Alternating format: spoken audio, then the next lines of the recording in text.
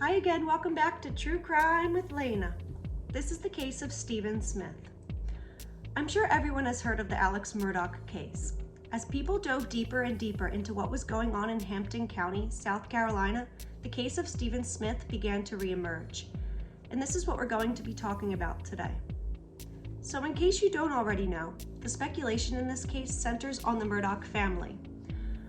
The Murdochs are a prominent and powerful family in what they call the lowlands of South Carolina. They were the law in Hampton County for over 100 years. Different Murdoch men were the chief prosecutors for the area. The Murdochs used the influence that they gained from being prosecutors to make a fortune. They were part of a large and very powerful law firm. Everybody knows about the murders of Maggie and Paul Murdoch if you were watching the news or on the internet in the past few months. But this is not what this video is about. Although, some of the names that everybody knows from that case are going to come up here in speculation. This is an ongoing investigation. This isn't a crime that has been solved. Nobody has been charged yet, but the case has been reopened. If the latest developments are true, Stephen Smith's death was murder, and that murder goes unpunished to this day. Why? If the rumors are true, this is a story of a powerful family using its influence to shut down a police investigation. It's a story of corruption. Just to be clear, I don't know who is responsible for Stephen Smith's death. Nobody has been named a suspect, but let's talk about what we do know and what has been said. Some of what we're going to talk about are rumors and speculation. A lot of this has been said in the media as well. I'm just telling you what others are saying. Stephen Smith died in 2015. But only now in March 2022 is his death ruled a homicide. So let's jump into the case. Everyone talks about the Murdochs, but let's focus on the victim here. He is Stephen Smith. He was a 19-year-old who was full of life. He was a nursing student who had so much love to give. I have read that he was a great friend, family member, and overall a wonderful person. Stephen wasn't rich and powerful like the Murdochs. He was an ordinary person who came from an ordinary family. He was also gay. Where I'm from, being gay is no longer a big deal, at least to most people. But you can imagine how that might be different in a sleepy, small southern town like Hampton. Stephen didn't hide who he was. He chose to be open about his sexuality, even when confronted with opposition. He chose to be himself, even if people didn't like it. He carved out a place for himself. He had good friends, he had goals in life. He probably thought he had a very bright future. That all changed in July of 2015. On July 8th, 2015, a man was driving to work early in the morning when he saw a body lying in the middle of Sandy Run Road in Hampton County. The man immediately called police. When the police arrived, they found the body of Stephen Smith in the middle of the road, and sadly, he was dead.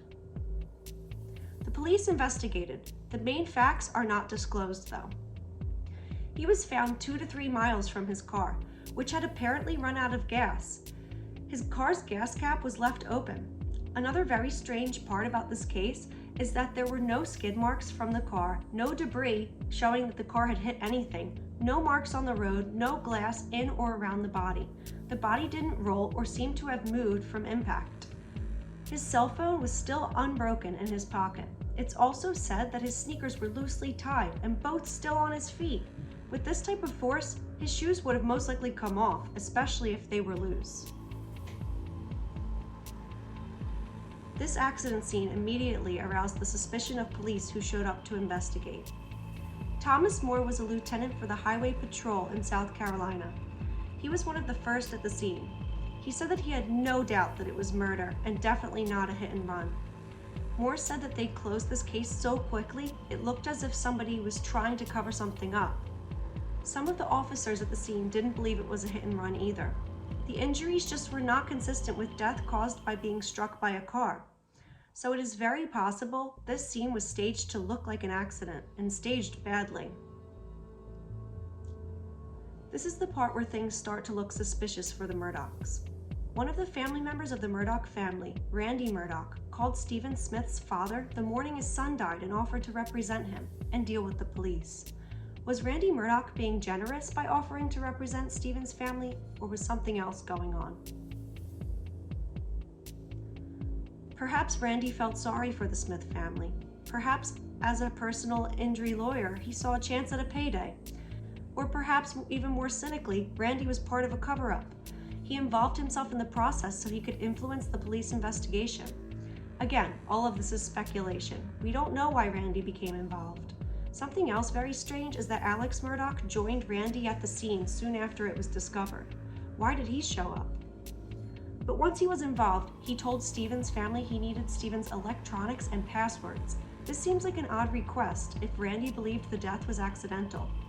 Stephen's emails and texts wouldn't tell us anything about a simple car accident, but his emails and texts might tell us who Stephen was with that night, and that might lead police in the direction of a possible suspect. Later on, Stephen's mother said that she thinks Randy did this so the Murdochs would know what was being said about the investigation and how it was progressing. Could it be that possibly important information was deleted? So was Stephen's death accidental or not? The autopsy performed by the Medical University of South Carolina determined that Stephen Smith died of blunt head trauma sustained in a motor vehicle crash. But on the report, the cause of death was ruled undetermined. This report just said he died from a head injury, but it does not rule out a homicide. Ultimately, the death was determined to have been caused by being hit by a car. The Smith family never accepted this cause of death. They believe Stephen was murdered. On March 9, 2023, Sandy Smith, Stephen's mother, started a GoFundMe with the intention of raising enough money to exhume Stephen's body and have another autopsy performed. This one that they felt was unbiased. Today, the GoFundMe campaign has reached over $107,000. I saw that News Nation had a pathologist named Dr. Priya Banerjee come on the show to talk about what could be learned from exhuming a body after 8 years. I would like to read a quote from what was said in this interview. Dr. Banerjee said, "So one thing that you might be able to glean from exhuming Stephen Smith's body is the cause of death, right? Because it was reported that it was through a hit-and-run car accident.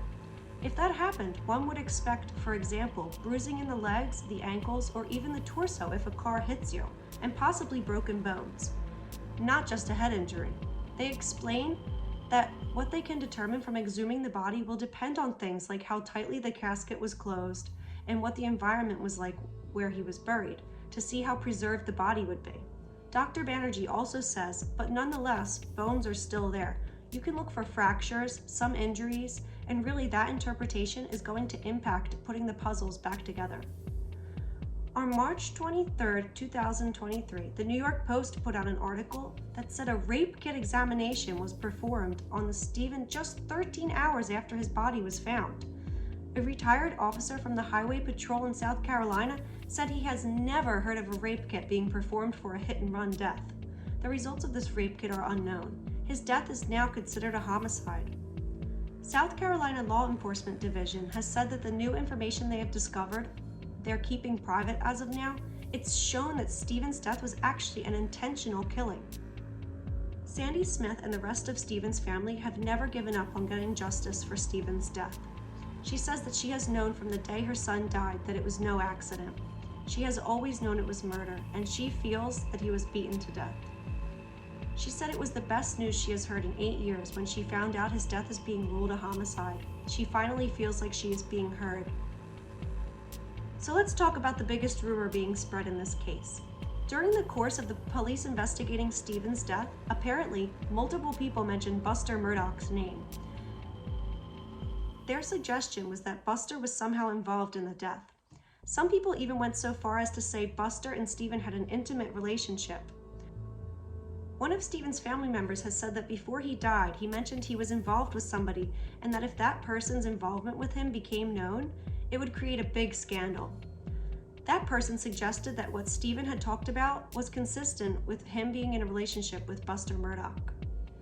Buster Murdoch, Alex Murdoch's oldest son, was a high school classmate of Stephen Smith. Buster has released this statement. "I have tried my best to ignore the vicious rumors about my involvement in Stephen Smith's tragic death that continue to be published in the media as I grieve over the brutal murders of my mother and brother. I love them so much and I miss them terribly. I haven't spoken up until now because I want to live in private while I cope with their deaths and my father's incarceration. Before, during, and since my father's trial, I have been targeted and harassed by the media and followers of this story. This has gone on far too long. These baseless rumors of my involvement with Stephen and his death are false. I unequivocally deny any involvement with his death, and my heart goes out to the Smith family. I am requesting that the media immediately stop publishing these defamatory comments and rumors about me. I feel like Buster Murdoch has been through enough with his mother and brother being murdered, and I feel so bad for him if he has nothing to do with this, because the last thing he needs is people thinking he's a murderer. I am also aware there's no evidence linking Buster to the death, so I have to consider this speculation. But the involvement of Randy and even Alex means there is some smoke, and where there is smoke, there might be fire. So what do you guys think of this? Do you think Buster is involved? Did he murder him because he didn't want their love affair exposed?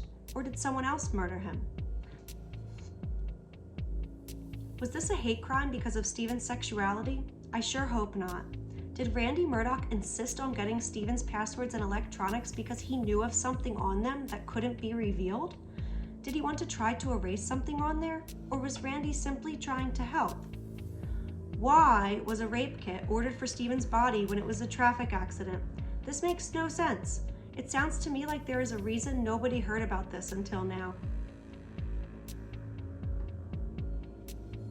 I can't imagine what Stephen's family was feeling, to know in your heart that your family member was not killed in a tragic accident but actually murdered. His mother has said there's no chance he would have been walking in the middle of the road that night. And why was his gas cap open? It makes me wonder if this was staged and if someone took the gas out of his tank to make it appear like he was walking home because he ran out of gas, trying to make the hit and run look plausible. Stephen's body was found not far from the Murdoch's estate, Moselle, but it could just be a coincidence. I really want to know what they found to make investigators so sure that this is a homicide. I hope we find out soon. I can really imagine whoever is responsible for Stephen's death is freaking out right now because they thought they got away with murder. So I don't know who I think committed this murder. I just know that I feel so terrible for Stephen that he had to go through whatever happened to him on that day. I also feel bad that I never heard of this case until I watched the documentaries on the Murdochs on Netflix and HBO. I think this is how many people found out about this case. I'm glad I know about Stephen Smith now, and I will anxiously be waiting and hoping his family gets closure and peace, and I'm hoping for Stephen to get the justice that he really deserves. Thank you if you have made it this far in my video. I'm grateful for every single viewer and every subscriber. It means a lot to me. Please consider subscribing if this type of video interests you. See you in the next video. Thanks for being a part of True Crime with Lena. Mwah.